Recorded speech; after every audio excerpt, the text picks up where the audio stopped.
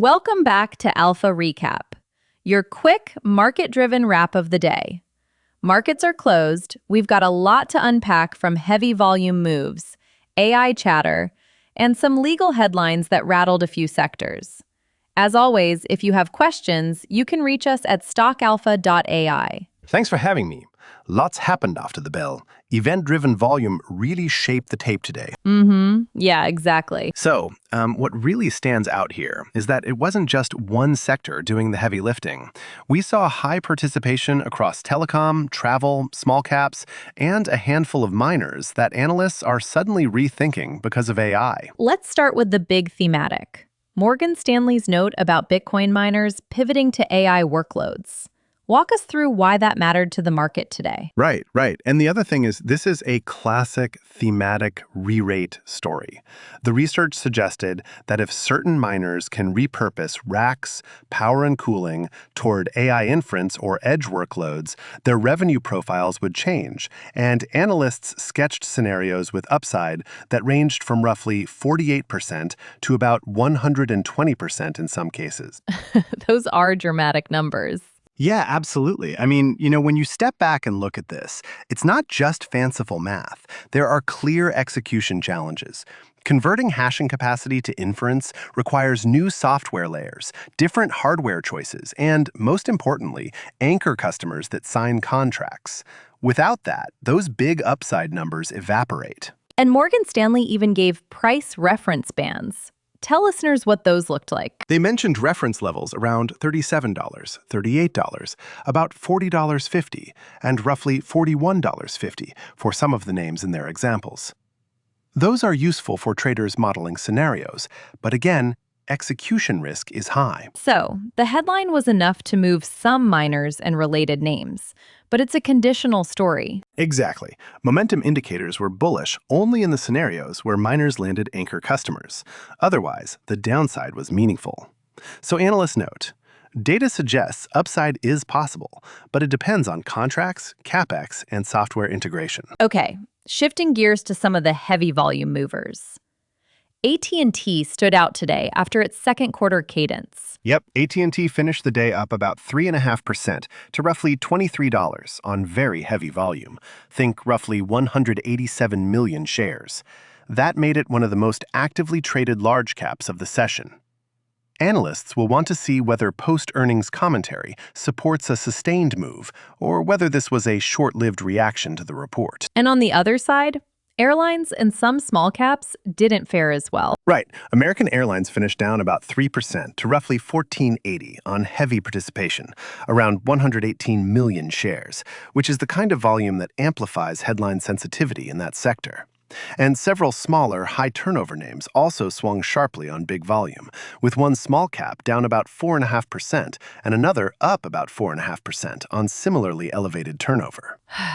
Not a great day for everyone. Big move. Liquidity providers and momentum strategies tend to amplify those kinds of swings, so risk management and position sizing mattered a lot today. Let's talk cross-sector links.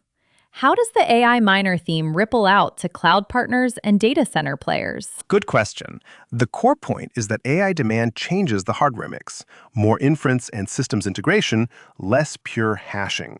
That benefits cloud ecosystems and systems integration partners, especially those aligned with Microsoft's Azure and service providers that help deploy AI at scale. One smaller firm, Core Comp10s, got recognition in a Microsoft-focused ISG study, which signals growing attention on providers that plug in to Azure deployments.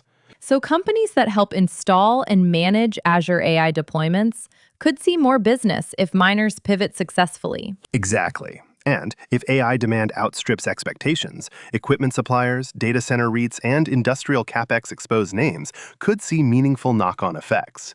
But, and this is a big but, execution risk and contract demand are the gating factors. Moving into legal and regulatory risk, there were a couple of notable items today. Start with ZoomInfo. ZoomInfo got a securities fraud notice inviting shareholders to seek lead plaintiff status in a proposed class action. That kind of filing increases legal visibility and can pressure a share price even before damages or motions are filed. The sequence to watch is court filings and motions to appoint lead plaintiff. Those often trigger near-term moves. And the ALEC model bill for oil companies? That one is significant from a policy angle. The American Legislative Exchange Council was voting on a model immunity bill that, if adopted by state legislatures, could limit certain climate-related deception claims against oil companies. If states pick up that language, it could meaningfully reduce litigation risk for integrated energy firms, which in turn could compress risk premia on those names and alter how credit risk is perceived in the sector. So this is the sort of policy development that can shift flows and valuations without a single company announcement. Yes, policy shifts can change perceived legal exposure across an entire industry, and that's a big input into how analysts and credit desks re-rate sectors. Let's touch on insider activity and SEC filings.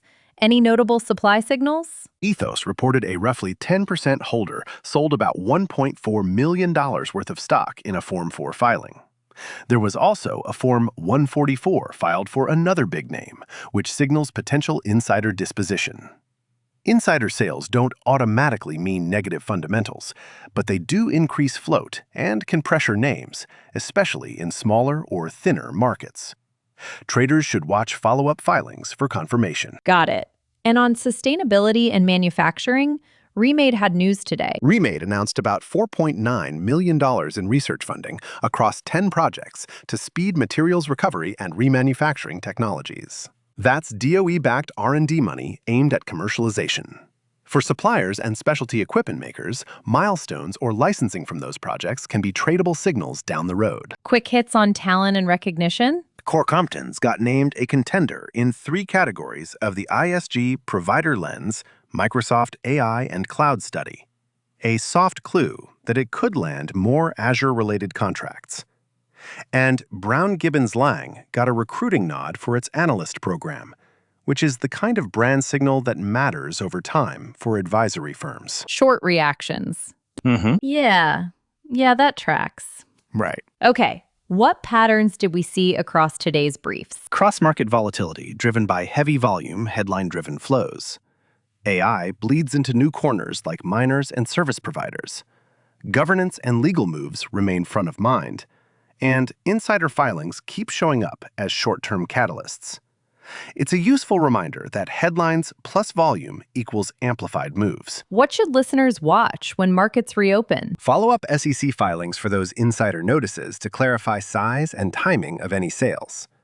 Monitor court dockets for motions to appoint lead plaintiff in the securities case for ZoomInfo. Watch for any state legislature movement on the ALEC model bill. Adoption steps matter. And keep an eye on any statements from the miners named in the note, whether they announce AI deployment plans, capacity conversions, or customer wins.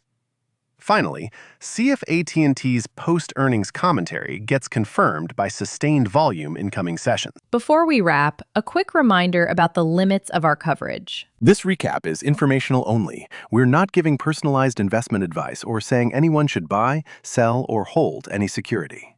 Analysts note the items we discussed. Listeners should verify primary sources like SEC filings, company releases, and court dockets, and consult a qualified advisor for individual decisions. All right, closing thoughts and takeaways? Takeaways. 1. Heavy volume, event-driven sessions can create outsized moves and require disciplined risk management.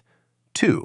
The AI narrative continues to reframe unexpected names, miners, service providers, and cloud partners, but execution and contractual demand are the key gating items.